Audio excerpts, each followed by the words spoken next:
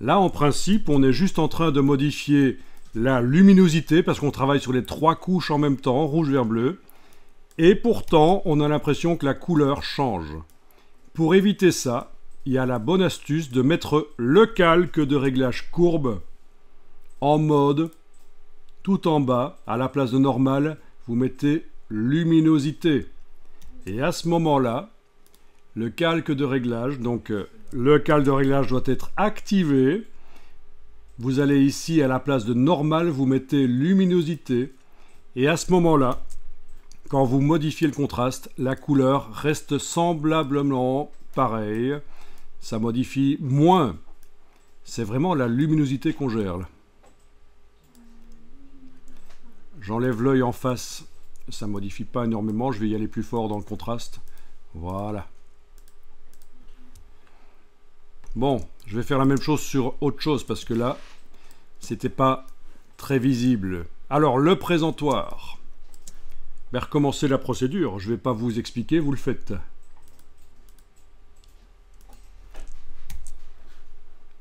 Ah, il y a quand même quelque chose qu'il faudra savoir là. C'est qu'il faut utiliser la touche Shift. Non, même pas. J'ai une bêtise. Parce que je pensais qu'on allait sélectionner à la baguette magique, mais non, c'est vrai qu'on le fait par plage de couleurs peut-être. C'est à la baguette magique qu'il faudrait utiliser Shift pour ajouter les couleurs, mais là... Donc pipette de gauche, je clique sur n'importe laquelle des couleurs du présentoir, puis pipette plus, j'ajoute. Voilà, et il va falloir jouer sur le curseur tolérance pour que ça sélectionne. Ah, mais j'aurais peut-être dû faire un tracé au lasso avant, pour dire que je travaille que sur cet objet. Je vais annuler lasso. Waouh. Sélection désélectionnée. Lasso libre, j'entoure cet objet.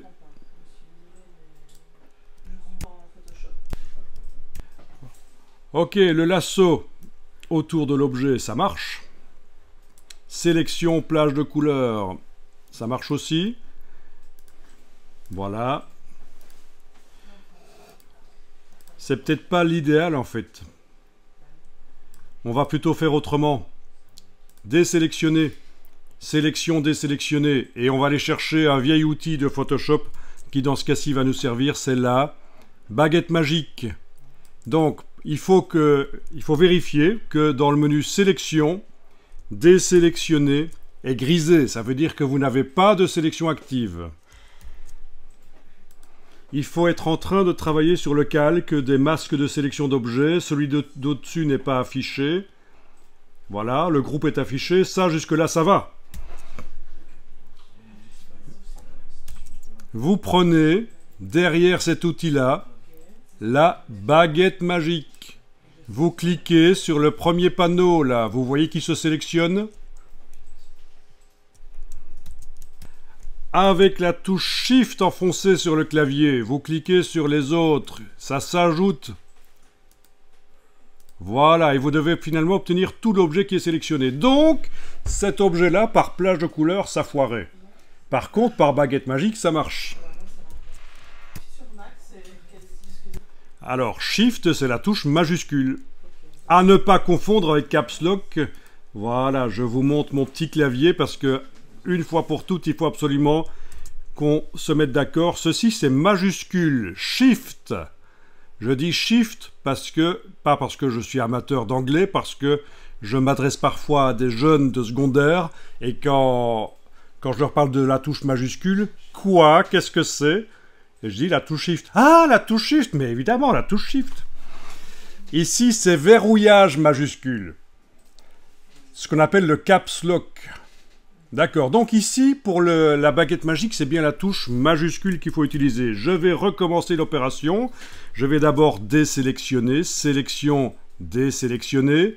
Si je retourne dans le menu sélection, désélectionner et griser, ça veut dire qu'il n'y a pas de sélection active actuellement. Je prends la baguette magique, ne confondez pas la baguette magique avec autre chose, c'est bien celle du fond là-bas, de très vieil outil qui date des premières versions Photoshop. Je clique sur n'importe quelle partie du présentoir et avec la touche Shift enfoncée, que je garde enfoncée, je clique sur les autres parties. Alors si vous avez un pointeur précis comme ça marche aussi. Pourquoi est-ce que vous auriez un pointeur précis? C'est parce que la touche Caps Lock a été au préalable enclenchée. La touche verrouillage majuscule, c'est le pointeur précis. Mais sans la touche Caps Lock enclenchée, la touche Shift, qui vous montre à ce moment-là l'outil, ça fonctionne aussi. À partir de là, en ayant la sélection, je vais enlever l'œil en face des calques supplémentaires.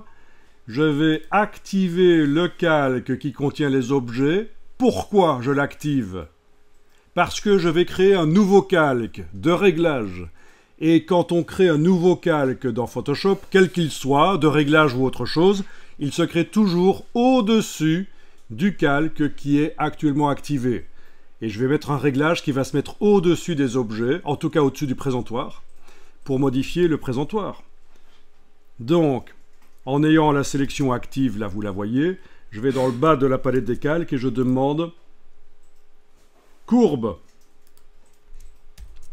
Après, vous pourrez choisir d'autres choses, mais c'est vraiment le réglage le plus polyvalent, le meilleur, pour faire des corrections couleurs. Je mets un point, deux points, je les bouge l'un par rapport à l'autre. Ça modifie le contraste du présentoir, vous le voyez. Ça marche.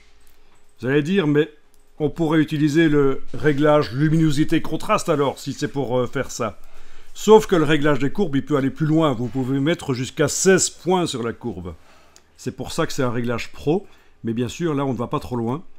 Et alors, vous vous souvenez, les couleurs changent là. Si j'enlève l'œil en face du réglage de courbe, vous voyez les couleurs qui changent. J'ai du brun pour les fleurs, brun orangé, et ça devient du jaune. J'ai du cyan un peu terne, et ça devient, donc du bleu cyan un peu terne, ça devient du bleu un peu vif. Ok, donc qu'est-ce qu'il faut faire à ce moment-là? On l'a vu tout à l'heure, rappelez-moi. Pour que le réglage des courbes ne modifie pas trop les couleurs, mais je veux seulement modifier la luminosité. C'est ça, le calque ici doit être en mode luminosité au lieu de normal. Et là, quand on règle, les couleurs restent quand même assez bien les mêmes. Et bien sûr, ça modifie la luminosité, le contraste. Voilà. Et donc, ça sert à quoi ça? Ce qu'on est en train de faire.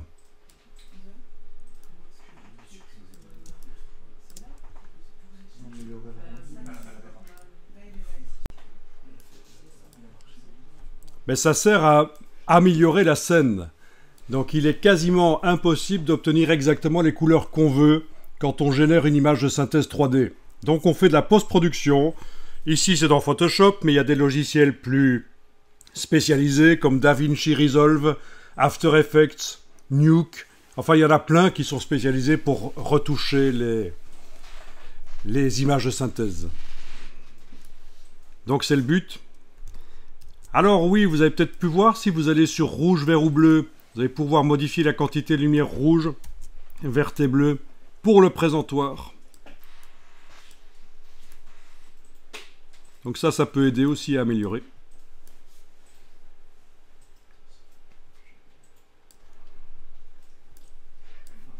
Mais dans ce cas-ci, vu qu'il est fort blanc, ça ne change pas grand-chose. Ok. Et une fois que vous revenez sur RVB pour modifier le contraste, vous avez les courbes qui réapparaissent, ce que vous venez de faire là. En ayant modifié la quantité de rouge, vert et bleu, augmenté ou diminué. Là, j'ai augmenté la quantité de rouge, j'ai diminué la quantité de vert. Oui, quand vous revenez sur RVB, vous les avez à l'arrière là. Donc ça a l'air complexe, mais ça ne l'est pas. Quand on voit ça, on se demande ce que c'est, mais voilà. Ok. Donc ici, il s'agit de faire des corrections subtiles, en fait. Hein.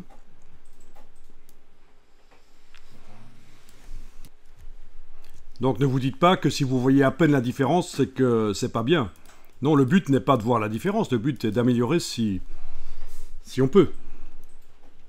Alors, petite astuce. Quand vous avez des blancs, et je vais changer d'outil, là j'ai plus besoin de la baguette magique. Quand vous avez des blancs qui sont trop flash, trop fort, l'extrémité de la courbe ici va vous permettre de les ternir. Vous voyez? L'extrémité de la courbe, si je descends un peu, les blancs sont un peu plus naturels, comme du vrai papier dans la réalité. Est-ce que ça se voit sur la projection? Un tout petit peu, mais vous allez le voir un peu mieux sur votre écran.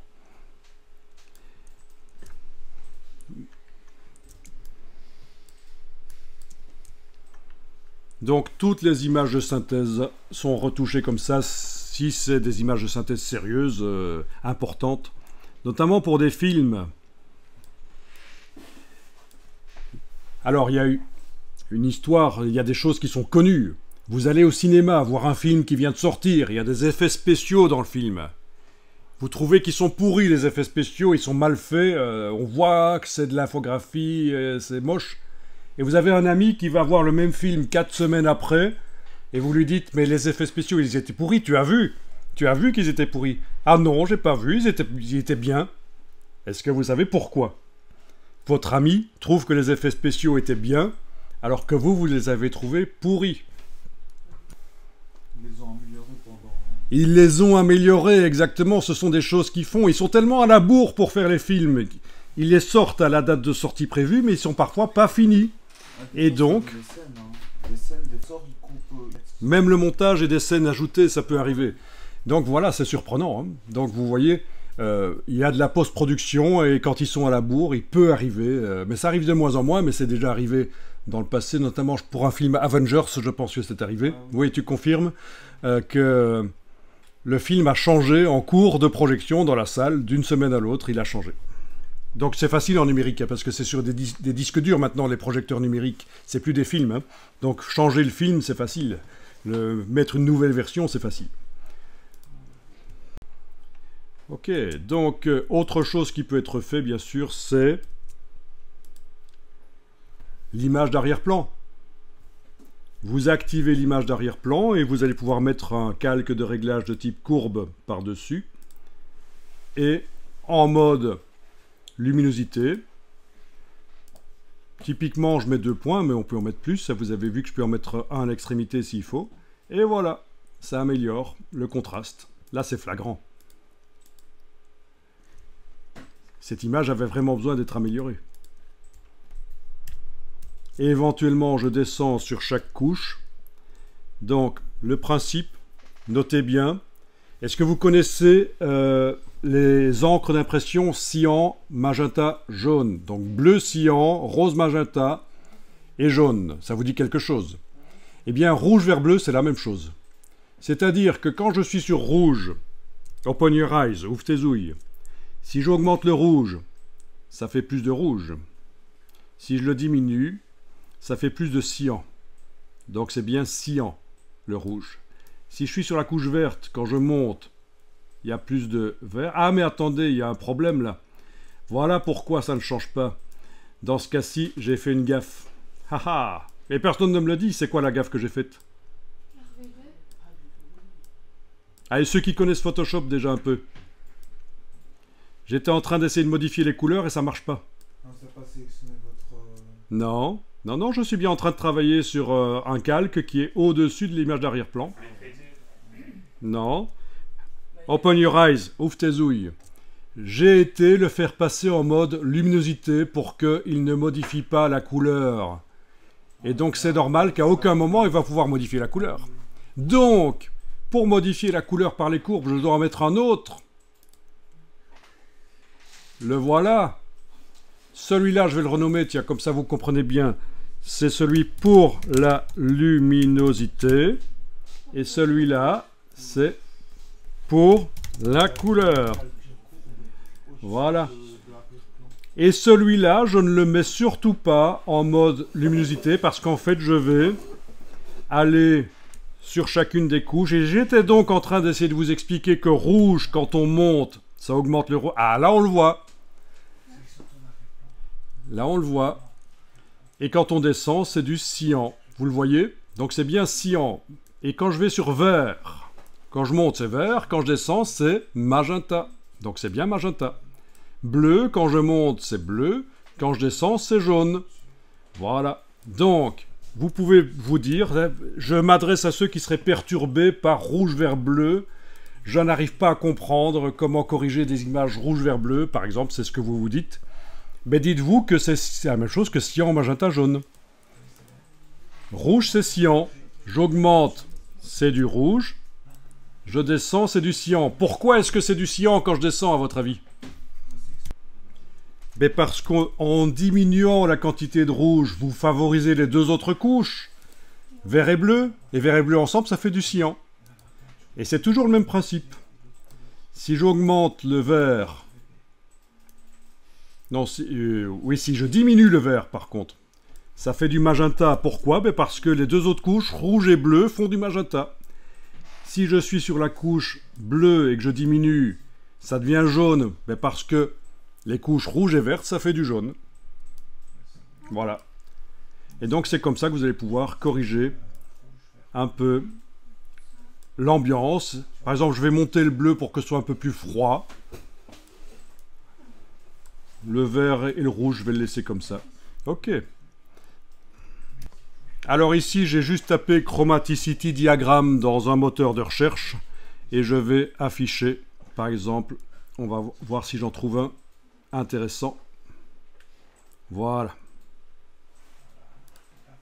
Voilà. Est-ce que vous avez déjà vu ce genre de schéma? Donc pourquoi je vous montre ça? C'est un schéma qu'on rencontre souvent dans les magazines et il permet notamment de comparer des performances d'appareils. Quand on met des triangles, des choses comme ça par-dessus, on peut comparer. Est-ce qu'un moniteur affiche plus de couleurs qu'un autre? Mais bon, ici, il n'y a pas de triangles qui sont dessus. Alors c'est un schéma qui est censé représenter...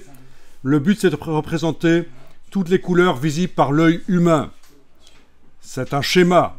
Ça ne veut pas dire que là, vous êtes en train de voir toutes les couleurs visibles par l'œil humain, bien sûr. C'est une représentation schématique. Pourquoi je vous montre ça?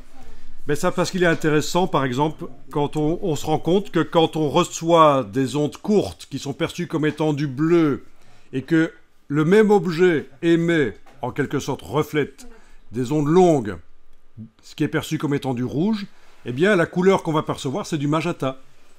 Suivant la quantité de bleu ou de rouge, donc d'ondes courtes que l'objet reflète de la lumière blanche, ou d'ondes longues, on aura un magenta plus ou moins bleu ou rouge. Et vous avez à peu près le même principe ici. Quand vous avez des objets qui reflètent à la fois des ondes courtes et des ondes moyennes, c'est perçu comme étant du jaune. Pourquoi je vous montre ça? Parce que ça pourrait vous paraître bizarre que j'ai dit que dans le cas de la couche bleue, quand on augmente, ça fait bleu, et quand on diminue, ça fait jaune, parce que les deux autres couches, rouge et vert, font du jaune. Et là, vous vous dites, mais rouge et vert, quand on mélange, ça fait du brun. Mais non, là, vous réfléchissez en termes de pigments. Ici, on est en lumière. Voilà. Donc, c'est le principe. Alors voilà, vous allez pouvoir enregistrer l'image telle que vous l'avez là, c'est parfait. Et ce que vous pourriez tester, c'est d'aller chercher éventuellement sur le web une autre image de table ou de quoi que ce soit et d'essayer de poser les objets dessus. Donc sur le fichier Dimension, en fait, dans le fichier Dimension, on va le faire dans Dimension, il va falloir, dans la partie Conception, aller remplacer l'arrière-plan par un autre. Faites un test d'une autre image. Voilà. À la place de la table, autre chose, un autre angle de vue éventuellement. Vous devrez faire le bouton droit de la souris, roulette enfoncée et repositionner. Hein. Voilà. Et alors, vous pourrez aussi tester ceci que vous avez déjà testé précédemment. Quand aucun objet n'est sélectionné, vous avez ici dans la action, vous avez adapté à l'image. Ce qui va éventuellement redimensionner la zone de travail, oui. Créer des éclairages en fonction de ce qu'on voit dans la photo. Et vous voyez ici qu'apparemment, il n'arrive pas à détecter une perspective dans cette image-ci, donc on ne peut pas le faire. Mais vous avez, donc je vous rappelle, quand on a dans Dimension, vous avez chargé une nouvelle image, on imagine, derrière.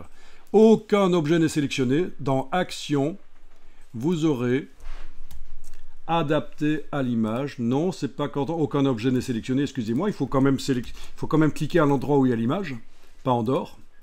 À l'endroit où il y a l'image que vous avez charger par menu fichier, importer image en tant qu'arrière-plan. Vous cliquez sur adapter l'image pour tester, pour voir si Dimension vous trouve de bons résultats, vous propose de bons résultats. Mais c'est pas si évident.